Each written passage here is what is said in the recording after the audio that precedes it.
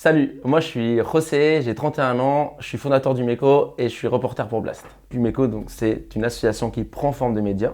L'objectif du MECO, c'est de sensibiliser, d'informer, de vulgariser les thématiques écologiques, humanitaires et animales. Du coup, j'ai fondé MECO après un déclic. En fait, j'avais un peu de tout ce que je voulais. J'ai été éduqué vraiment pour aller travailler, avoir de l'argent et le consommer. Alors avant, j'étais dans le tourisme, la traduction et l'hôtellerie. Ce déclic, je l'ai eu quand j'ai vu qu'il y avait pas mal de pauvreté à Paris. Après un film, Capharnaüm, je suis sorti en pleurs et là je me suis dit en fait stop. J'avais 27 ans, je trouve que tu as atteint un niveau de maturité où en fait il faut juste trouver du sens à ta vie. Du coup j'ai un peu tout arrêté du jour au lendemain, je me suis enfermé pendant à peu près 6 mois chez moi.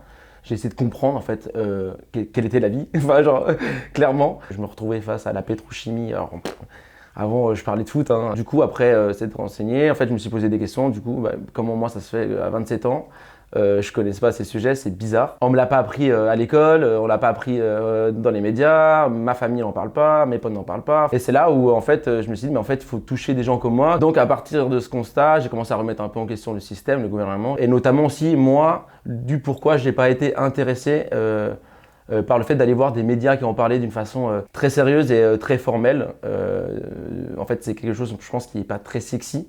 La plupart des gens, en plus, veulent du divertissement. Du coup, je me suis dit, en fait, il faut ramener du divertissement, une pop culture, un truc ultra léger pour vulgariser, en fait, ces thématiques.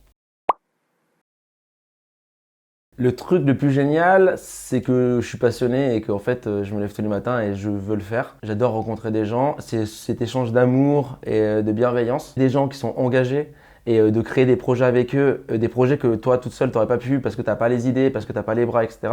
Mais en fait, tu peux tout faire. Le plus dur, c'est déjà moi mon engagement il est tellement profond que j'ai pas cherché de l'argent. Après, on est dans un système qui nous pousse à avoir de l'argent, malheureusement, on est obligé. Je suis fatigué parce qu'en plus à côté de ça, pour Blast, je suis reporter terrain, parfois monteur, et en fait, du coup, je peux partir à Sainte-Soline et je reviens la semaine d'après et je me repose pas parce que à côté j'ai des projets avec Umeco que je dois gérer, parce que sinon c'est pas un projet sérieux et on n'avance pas. Donc du coup, c'est un peu difficile pour faire tout ça. Il y a un truc qui m'a beaucoup touché et que je pense que je suis encore touché, c'est quand je suis revenu de Sainte-Soline et que Darmanin il montait sur tous les faits en fait et que moi j'avais les preuves et que j'avais vécu le contraire de ce qu'il disait. On voit vraiment qu'il y a une manipulation en fait des médias et si moi je fais ça c'est parce que je trouvais que les médias ne parlaient pas très bien de ces choses-là. Il y a un truc que j'aime pas trop à Paris, c'est le côté de on est obligé d'être sérieux pour être écouté ou estimé par les gens. Et ça, je le comprends pas parce que moi, je travaille dur depuis 3 ans, je crée un projet. Maintenant, je suis journaliste alors que j'avais aucune formation sur le journalisme. Enfin, je me défonce vraiment au travail tout le temps. Je prouve mon professionnalisme par mon travail. Et après, en tant que personne, moi, j'ai rien à renvoyer à personne. J'ai envie d'être quelqu'un de très chill. Je suis une personne très chill, très ouverte, qui donne, comme j'ai dit, plein d'amour. Et en fait, je comprends pas en fait ça. Et ça m'énerve. Sincèrement, je suis ultra pessimiste et je pense pas qu'on va réussir à contourner et le réchauffement climatique ou les problématiques qui nous arrivent.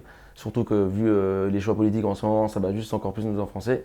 Par contre, il y a un espoir j'ai l'impression qu'il y a un éveil un peu de la population. Plus les gens comprennent ces thématiques, plus en fait, on va s'adapter à un monde qui va être plus difficile. Un conseil à ceux qui sont éco-anxieux, c'est un peu de faire comme moi, c'est de trouver un sens en fait à sa vie et quelle place on veut occuper dans la seule vie qu'on a en fait sur Terre. Puis après, une fois qu'on est là-dedans, c'est d'aller rencontrer des gens qui sont comme nous, qui nous poussent vers le haut, qui croient en nous, etc.